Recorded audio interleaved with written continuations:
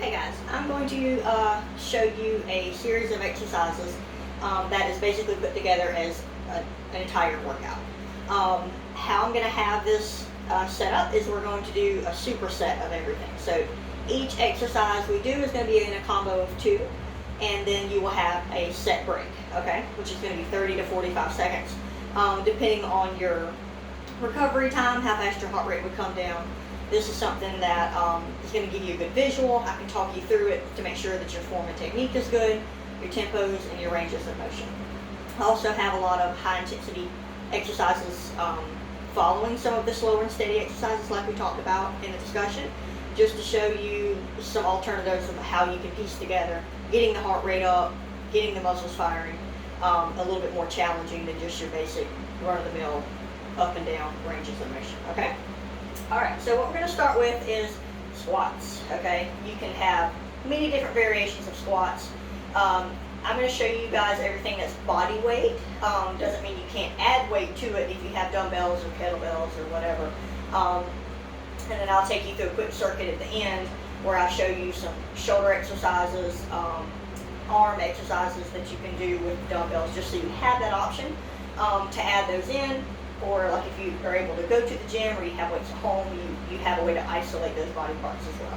So this is going to kind of give you just a general fun exercise routine that you can do 2 to 3 days a week, and a segment with it that will go along with just abdominals, okay? Alright, so we're going to start with a medium stance squat, okay? This seems to be the best go-to in the beginning because the skinnier your stance, the harder it is for the pelvis to tilt, which is really difficult to get a nice low squat because of that. And depending on how your hips are built and how your femur connects into your pelvis, if you have really narrow sockets, a skinny stance can be rather difficult, and also being able to really open up the hips can be difficult too. So for the average body type, starting out especially, I recommend a little bit outside of hip width, but not sumo, okay? So we're going to start here. Chest is going to be up nice and tall. Drop your shoulders back and down, and we're going to have a nice smooth rhythm, a 1-2 count up, 1-2 count down, okay? With not really much of a pause at the top or the bottom. So this is where you're going to be going squeeze, drop down nice and controlled squeeze, glutes, quads, and hamstrings, okay? So from the side, it's going to look like this. Chest up, drop straight down, come up, squeeze, drop down, up, squeeze, down, up, and squeeze, okay? Your second exercise that you're going to do following that is going to be inchworms. Now I like inchworms because they're a total body workout. It gets everything activated. Now some of this is going to be depending on your flexibility and your hamstrings too. So try to keep your knees straight but not locked. But if you need to bend them a little bit to get up and down, it's totally understandable, okay? You got to start somewhere. So you're going to have your chest up tall, push your hips back, drop down to the ground. You're going to walk it out into a full plank. I'm a little too close to the wall. All right. Make sure your glutes are engaged, your core is tight, and then you're going to walk it back. Stand at the top, activate the glutes, drop down, walk it back. And once you get the rhythm of these, you can then pick up a little faster tempo. Just make sure you're not slipping and sliding or going too fast.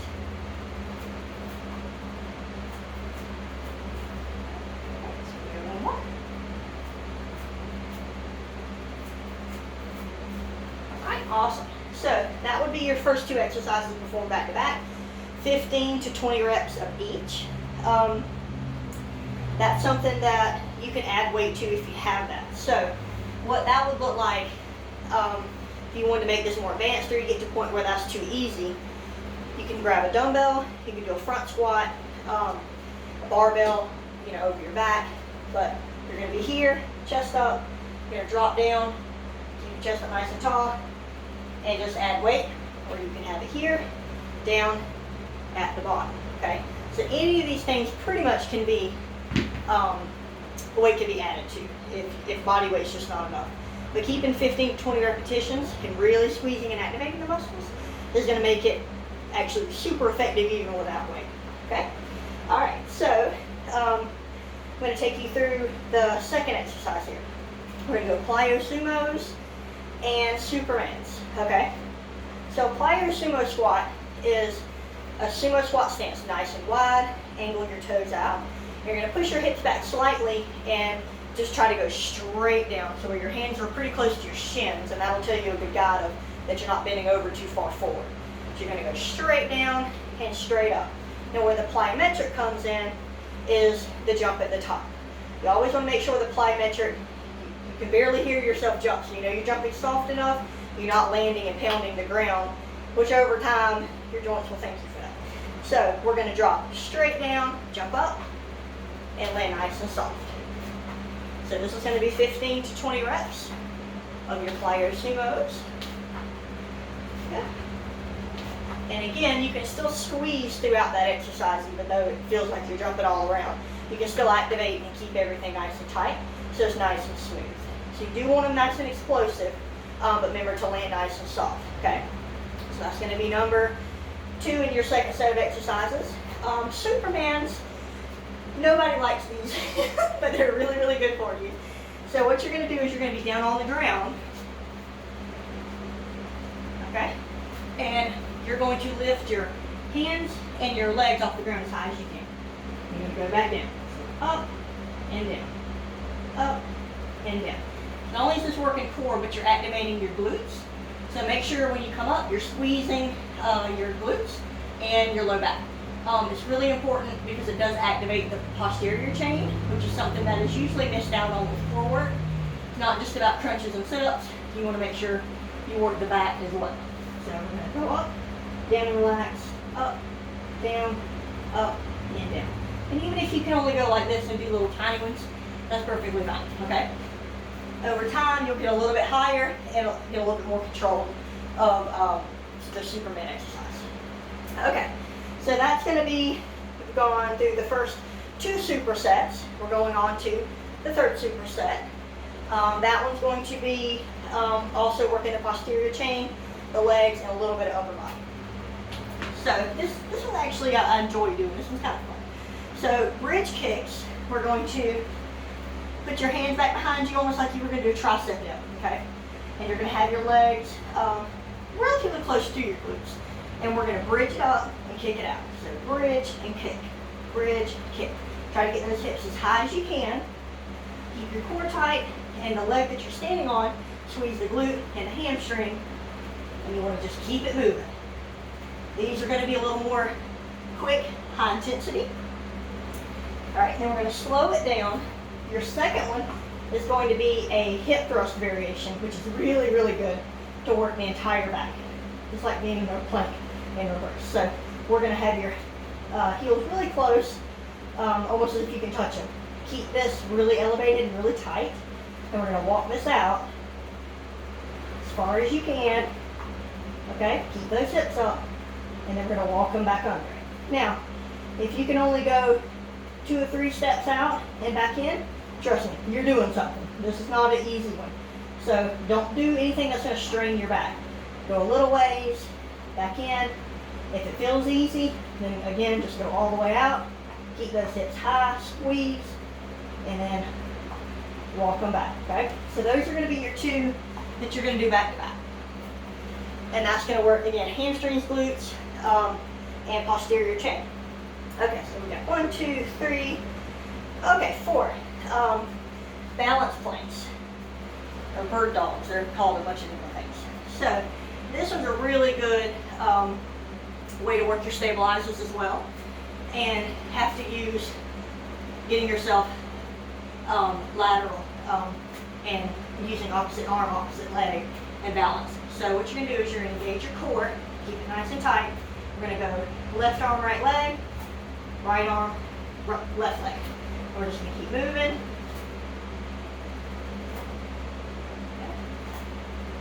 So you want to stay nice and long for this, so reach out as far as you can. Again, squeeze your glute at the top. You always keep those glute muscles engaged, which also helps protect the low back during planks.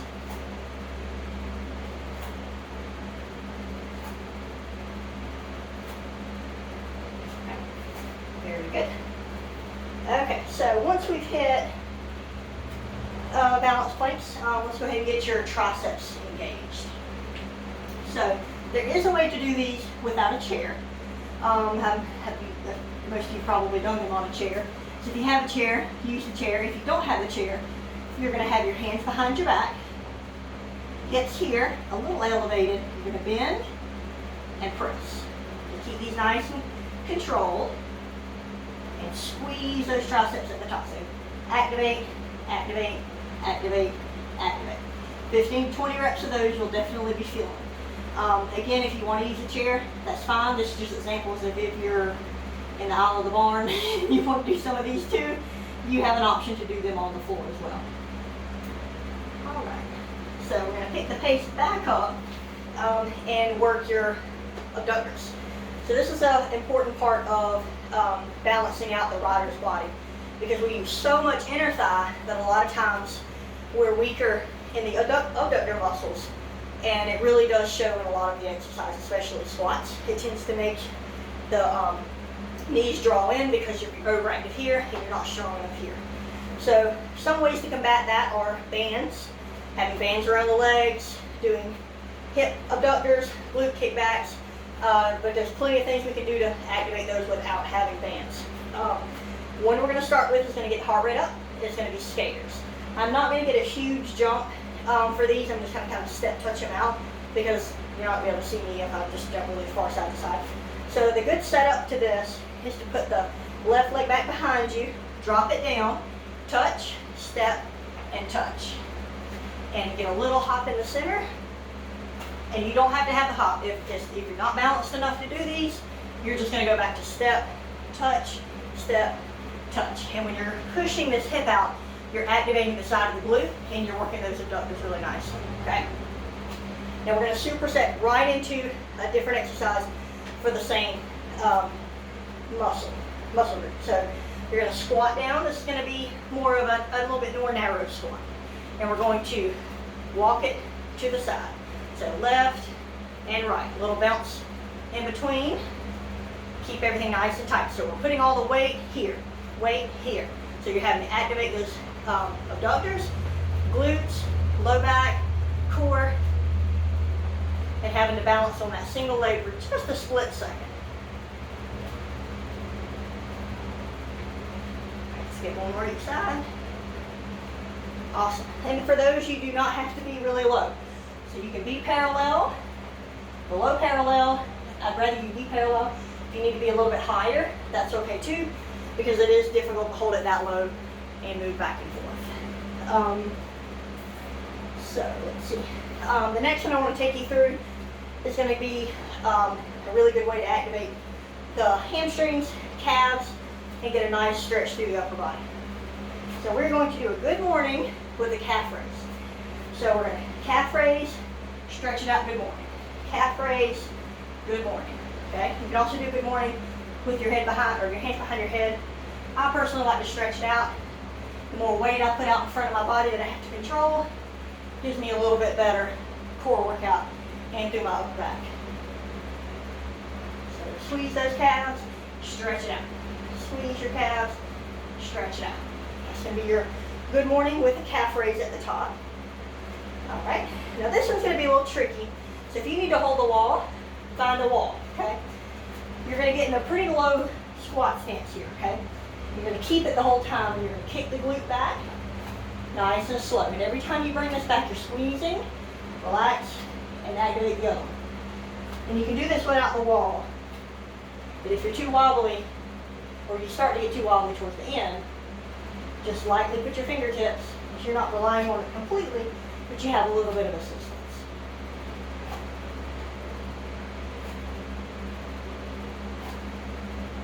All right, very good. Okay, so the next set of exercises, and this is going to be the last one for the total body workout, is going to be high knee with a rotation, which is going to cause you to put all your weight on one leg, twist your torso, and have to balance, so you're using your stabilizers. Okay, so you're going to have hands up, one leg, bring the knee up, and cross over. So rotate the upper body, rotate the upper body. If you have a weight, you can hold the weight, or a medicine ball. You have to balance, step touch, keep your core engaged, and especially the lower abdominals. Make sure you're not just swinging the leg, make sure you actually control, squeeze, and squeeze. All right. Oh, these are fun. So this next one here, you're going to get a nice wide stance, like pretty wide, okay? Because you're going to be in kind of a down dog position here. So you're going to go into a reverse pike ankle grab. So I'm going to take my left hand, grab my right, left, and we're going to alternate. And this is really getting the core going. My arms and shoulders are having to work to balance all my upper body weight on one arm at a time. And it's really good for flexibility through your hips and hamstrings. So if you're doing a 20 count of these, you would do 10 each leg, each grab, I should say. Okay, so that would be an entire body weight workout. Now, granted, you aren't isolating certain body parts like you would if you were doing, you know, lateral raises, front raises for shoulders, bent over rows for back. But that particular circuit is going to be one that hits pretty much all your major areas, and it does recruit and activate just as many muscles as you can without actually having to isolate individually. It does get the heart rate up. It's high repetition, so the body weight factor is definitely enough. And I would recommend doing everything slow and steady in the beginning just to get the rhythm. If you have a mirror that you can do mostly your squats in front of and some of your planks, that would help, just so you can actually look over, see your form, and make sure that you're not doing anything crazy. Slumping the shoulders forward, knees coming in, heels coming up. All that stuff is due to overly tight muscles or really weak muscles. And it can definitely be corrected, but if you're doing an exercise repeatedly and you're doing the wrong form, or you have those little habits that aren't getting changed, you're only developing those muscles even worse. So you want to make sure that you're conscious of where your body's at through the exercises, so you can make sure to make any corrections as needed. So how we would operate that in a program is, because we're hitting a lot of different body parts, say do that 2 to 3 times a week. Now, if you were doing a different setup where you were working 2 muscle groups on Monday, 2 muscle groups on Wednesday, 2 muscle groups on Friday, and say you did core and cardio the other 2 days, something like that, that would just vary depending on how strict you're wanting to do a program, how much time you have to invest in it, but you want to make sure that you can get a good workout when you do it. But it doesn't have to take an hour, 2 hours. You can bust some of these out in 30 minutes and get a really, really good results, even 2 to 3 days a week, in addition to your ride. So today I just wanted to show you guys what a total body circuit would look like. Again, everything is supersetted, so, and it will be sent to you on the little sheet. That way you see, okay, you got these 2 exercises back to back, 15 to 20 reps of each of these 2, take a break. You move down to the next, do those 2 exercises, take a break, and then you go down. So what you do is you have 3 sets of each of those. So for the first ones, we had the squats and inchworms.